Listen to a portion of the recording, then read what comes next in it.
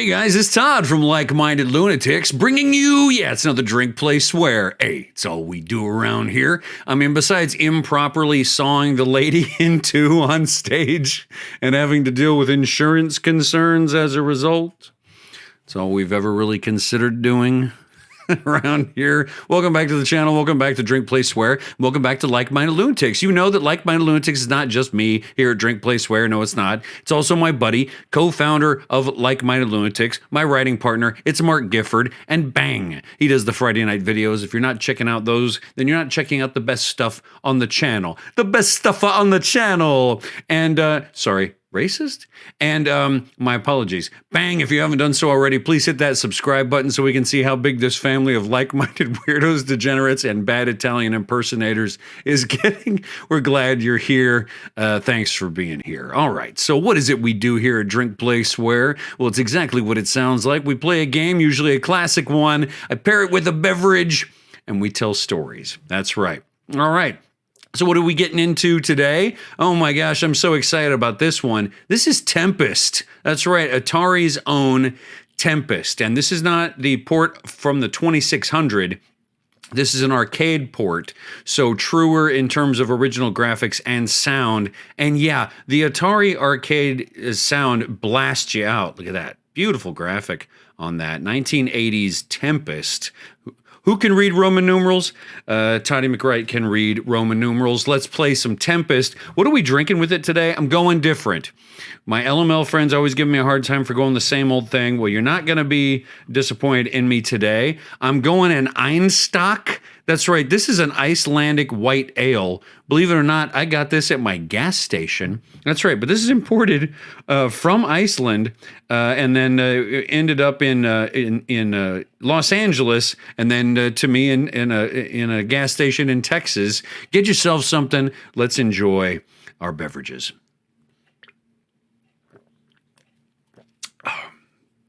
Ooh, first time having this. It's a white ale. It's fantastic. It's crisp. I think I get some orange or some citrus happening. The can tells me coriander. I'm not smart enough to identify that, but let's go with it. Coriander. Great. Look at this. I'm not great at this game. I don't know it that well, but I'm excited to play it because it's a classic. What are we getting into in terms of the story today as I start a terrible, probably what's going to be a terrible attempt at this game? Today, I want to talk, and I think Mark's going to be excited about this. I want to talk magic today. That's right. And memories of magic.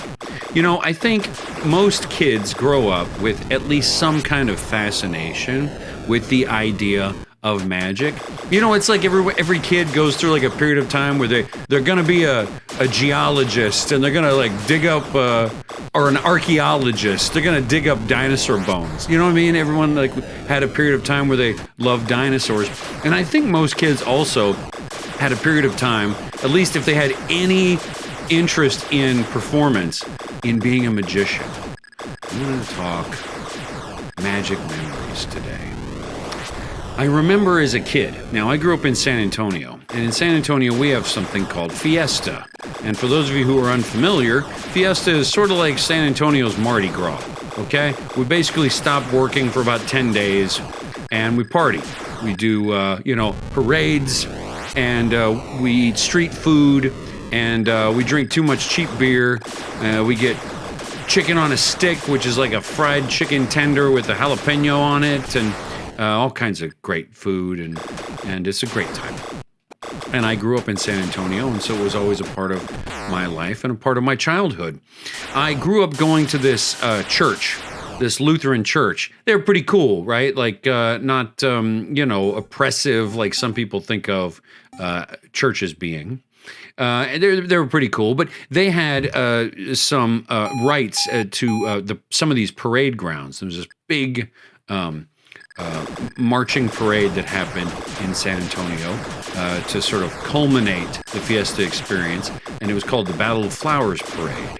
And we had parade seats that we would sell as a church, and then the kids, had to fill up this truck with the parade seats. There were like these wooden rows of seats, like 4 seats long, and we would have to fill these trucks with the seats, ride in the back of the truck, right out to the parade grounds, and then set the seats up, zip tie them together so nobody tried to steal them because, everybody's like wasted by the end of the night. And we would, at the end of the parade, have to tear it all down and take it back to the church. It was the big fundraiser for the year, right? Well, it was a bummer because you had to haul all this stuff. But the cool thing is that before the parade, you were working hard, and after the parade, you were working hard. But during the parade, you were just hanging out. And so you got to hang out downtown San Antonio, and that's what we all wanted to do as like 10, 12-year-old kids, right? And so we would wander downtown, find stuff to do. You got 10, 20 bucks that you're trying to burn. You find stuff to do. And one thing we found to do was that we found this magic shop. And this magic shop was cool because it was sort of like an old school toy store as well. Like you go in and they got like old school wind-up jack-in-the-boxes and like those, monkeys with the cymbals, that guy? They had those, but they also had a wall of magic. And the guy who ran the place was like a magician. And he would do tricks for you. And he would show you how to do the tricks, but only if you purchased the trick, right? So there's this wall of tricks. And it'd be, in some cases, like tiny little, $4 tricks. Cups and a couple of balls. Or it'd be a card trick, like a 3-card Monte situation. Just simple little things to learn for beginners. To learn sleight of hand or to learn whatever. And if you bought it, then he would show you. This kindly old man who, just loved to run this shop. And so busted up shop, dusty place on a corner, probably near Broadway and McCullough or something. And he would teach you how to do the tricks, and it was wonderful because you could tell he had good intentions. He's a sweet old guy, and he was your in. We didn't have YouTube yet. We didn't have anything like that, and so he was our in to the world of magic. And I grew up with a fascination for magic, being able to do like 1 or 2 tricks. But growing up into adulthood, I still continued that curiosity and that love for magic. Let me pause here and talk to you for a second. I remember when I was living in New York with my wife, who was my fiance at the time. So I'm 26, 27 years old. We go to the Coney Island Freak Show. And the Coney Island Freak Show is interesting because that's how the folks who work there self-identify. So it's not like a pejorative, right? And at the Freak Show, they have a magic show. And we attended the magic show. And what was great is the magic show is free. They just make money on, concessions, beer, and food and stuff. And so we're there watching the show. But another way they make money is that once they do a trick in this magic show, the magician would invite people on stage. And if they wanted to see how the trick was done, they could pay $5, see? And so that's how these performers made a little extra money. And so they tried to get you up there. Well, I go into this show as an adult thinking, well, of course I'm curious about how the tricks work and all that, but I'm not paying for this stuff. I'll pay for the beer and for a hot dog or something. But, the show's free. But then this bit happened, and you know this bit as well as I do. The woman gets in the box, right? Woman gets in the box and lays down, and then the guy fills the box with swords, right? And I mean, he does it pretty violently. And there's like swords going from above down below, and swords from below up above, and on the side, and diagonal, all kinds of swords coming in and out of this thing. And at the end, with the box still full of swords, the guy invites people to come up. For $5, you can come look in the box. It's curious. And I had like 5 beers, right? And so I say, I'll pay. And there's a little break in the action, and people are going to the bathroom and getting concessions. So you have time to sort of stand in line and view essentially what feels like a casket viewing, because you're walking up to a box the size of a casket with a person in there full of knives. But you walk up to the thing, and they open the lid, And there she is, perfectly fine. And it wasn't a trick at all in a traditional sense, because what I thought, whoa, the swords are collapsible or something, right? But no, the swords weren't collapsible. She was a contortionist. And when she would climb in, she would move herself according to where the drilled holes were in the box, and she's in this dark box so she can see, because of the sunlight coming in, where exactly she needs to avoid. And then what you come to realize as you sort of look on, oh man, did you see that? Man, that's a tough spot. There's like green lasers coming at me. You see that you remember that the magician is sort of wiggling the swords as if it's hard to get them in. But no, he's giving her a minute to show her like that this one's coming, and then he can do the big dramatic stab, you see, because she knows to be out of the way. But there she is, all like wriggled up and smiling, happy, because she's the one who gets the $5, and you actually hand it to her, and she puts it in her pocket between the two swords, and it was great.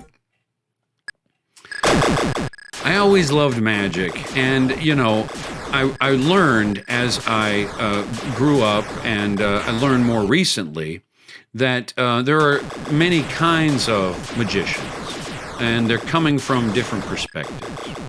I was gifted by Like Minded Lunatic Kara and Like Minded Lunatic Charlie a year of masterclass recently, okay? And they got all kinds of great stuff. Like if you're into filmmaking, you can listen to Martin Scorsese tell you how to make movies.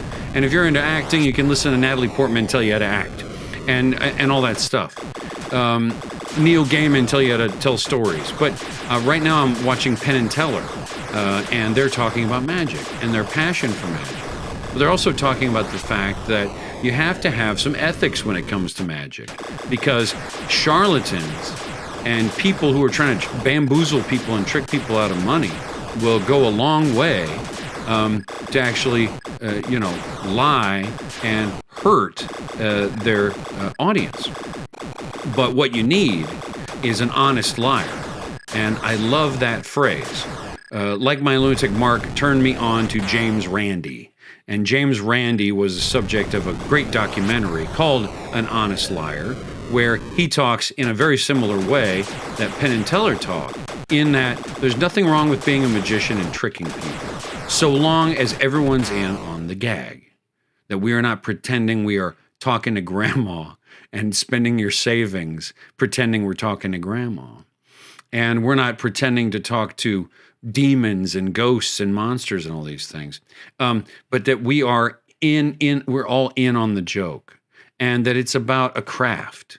And I love that about magic and purveyors of magic who have some semblance of ethics with it, that they're there to have a good time. I hope you had a good time today. We should wrap it up here today. I stink at the Tempest, but I have a honest interest. Speaking of being an honest liar, I try to be an honest liar, but I have an honest interest in playing more of this game. I got lots of beer left because I got to talking. Hey, I hope you guys are doing well. And this is a fantastic beer. I'm going to actually enjoy taking this one down. In between now and the next time I talk to you, I'm T. Rizzy, son.